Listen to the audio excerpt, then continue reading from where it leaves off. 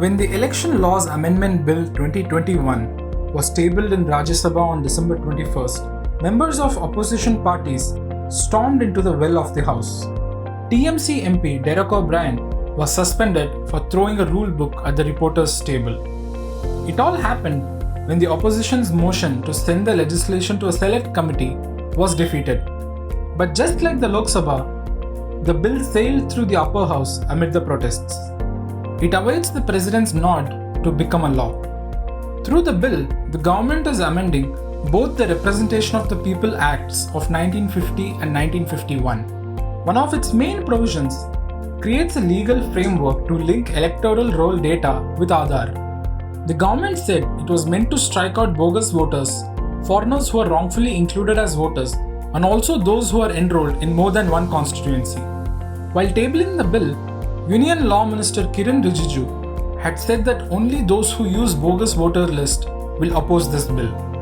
The new rule empowers the electoral registration officers to ask a person applying for a new voter ID to furnish his Aadhaar number for the purpose of establishing identity. They can also seek Aadhaar numbers from registered voters to check for duplication. While the government has insisted that furnishing Aadhaar is voluntary, the wording of the bill raises doubts about such assertions. It says that no one shall be denied registration and no entry shall be deleted from the electoral roll due to a person's inability to furnish Aadhaar number due to sufficient cause as may be prescribed. This suggests that the government will define what constitutes a sufficient cause for a person to not submit his Aadhaar. Such individuals will be allowed to furnish alternate documents as will be prescribed by the government. The opposition parties have claimed that provisions of the bill violate the Supreme Court's 2015 judgment that limits the use of Aadhaar to financial and welfare benefits. They said that the Apex Court had barred unnecessary expansion of the scope of Aadhaar to other areas of life. In 2018, voter ID cards were linked with the Aadhaar database in Telangana and Andhra Pradesh. Later, names of at least 55 lakh voters went missing from the electoral rolls. It forced the government to roll back the decision.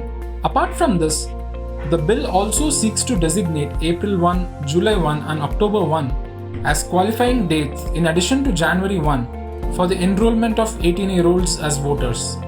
As of now, only those who turned 18 on or before January 1 of every year are allowed to register as voters. Another amendment allows the elections to become gender neutral for service voters. Currently, an army man's wife is entitled to be enrolled as a service voter, but a woman army officer's husband is not. This is set to change as the bill replaces the word wife with the word spouse in the relevant statute. If you liked this video, share it and subscribe to Business Standard.